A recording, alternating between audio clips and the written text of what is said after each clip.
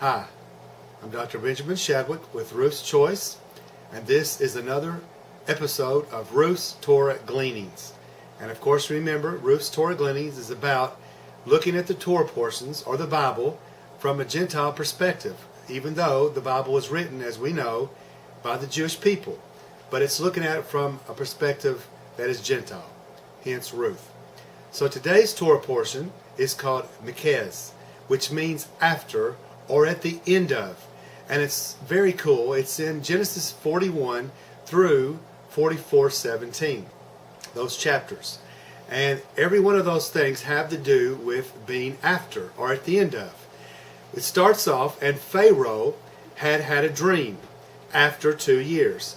And we know, if you read the portion, and I hope you will, that the dreams have to do with a famine that is coming. And Joseph, who was falsely imprisoned, was in the Egyptian jail. And after he told the dream, or at the end of telling the dream, what the meaning of it was to the Pharaoh, he was let out of jail. And then, so we could say, Joseph had many hardships. We won't go into those. You can probably know most of them yourself. His brothers sold him into slavery, on and on. Potiphar's wife had tried to accuse him of rape.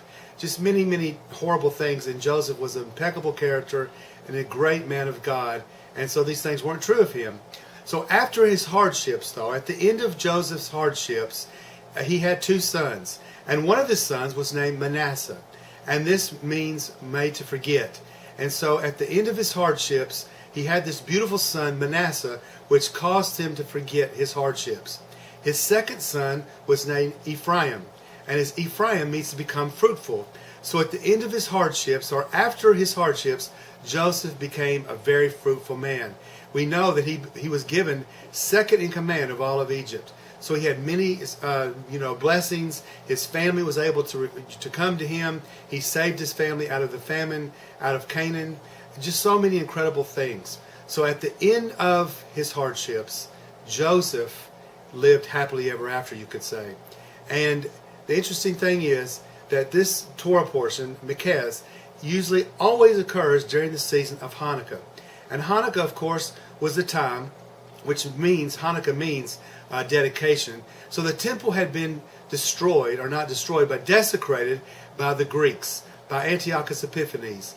And so there was this horrible darkness going through the land of Israel during these times. And at the end of the darkness, though, the Maccabean revolt kicked out the Seleucid Greeks and rededicated the temple. And the beauty of Hanukkah was what we remember at that time. So it's the sense of, in the most incredible darkness, that light comes. And that's what we think of now at this season. And for your life as an individual, that even though you have all these hardships, all these difficulties in your life, at the end of all of these, at the end of all the difficulties, at the end of all the struggles, just know that light is coming. And you, my friend, if you're a believer in Yeshua HaMashiach, you will truly live happily ever after. Happy Hanukkah.